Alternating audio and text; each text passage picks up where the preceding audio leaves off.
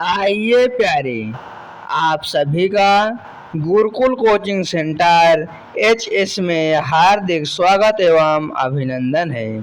आज हम विसर्ग संधि के 5वें नियम के बारे में जानेंगे और समझेंगे। यदि हम पूरे उदाहरण को समझ लेते हैं और 5वें नियम की दी गई परिभाषा को याद कर लेते हैं, समझ लेते हैं, तो हम 5वें नियम की संधि कर पाएंगे। 5वां नियम है विसर्ग का आधा सा हो जाना। तो कैसे होगा? विसर्ग के बाद यदि ता या था हो तो विसर्ग का आधा सा हो जाता है। यानी विसर्ग के बाद क्या होना चाहिए? ता होना चाहिए और था होना चाहिए। जैसे उदाहरण में दिया हुआ है नमः धन्ते।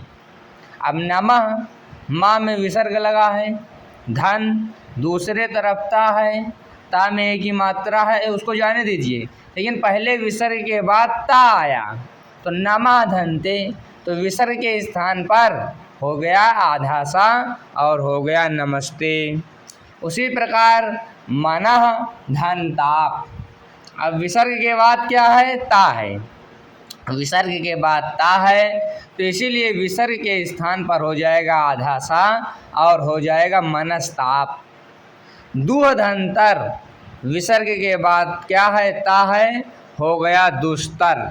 तो इस प्रकार केवल साधारण से हमको याद कर लेना है इसकी परिभाषा कि विसर्ग का सा तब होगा जब विसर्ग के बाद ता या था हो, तो फिर विसर्ग का सा हो जाता है।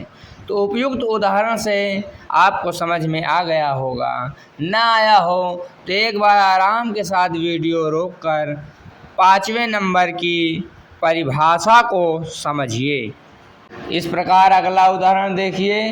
निह धन तेज बराबर निस्तेज। क्योंकि विसर्ग के बाद ता आया है और ता आने से विसर्ग के स्थान पर आधा सा आ गया, हो गया निस्तेज।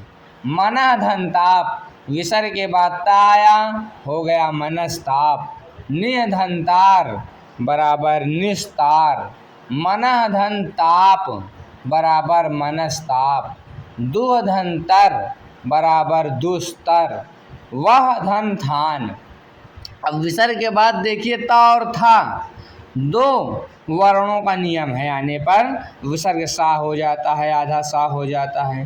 तो अब विसर्ग के बाद यहाँ था आ गया, ये भी एक उदाहरण आपकी समझ प्रस्तुत हो गया।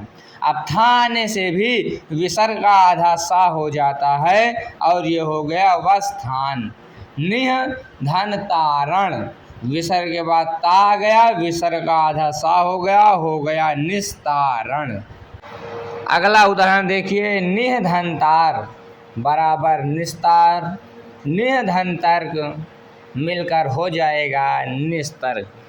तो इस प्रकार नियम 5 विसर्ग का आधा सा हो जाता है कि परिभाषा और उदाहरण आपके समक्ष प्रस्तुत है। इसको आप समझिए और आवश्यकता अनुसार उदाहरण व परिभाषा को लिखने का भी कार्य कीजिए, जिससे आप की पढ़ाई और अच्छी हो सकेगी। क्योंकि केवल देख लेना और पढ़ लेना ही नियम नहीं है, जब तक हम लिखेंगे नहीं।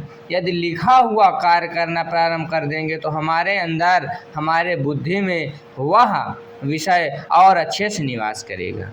आप सभी का बहुत बहुत धन्यवाद।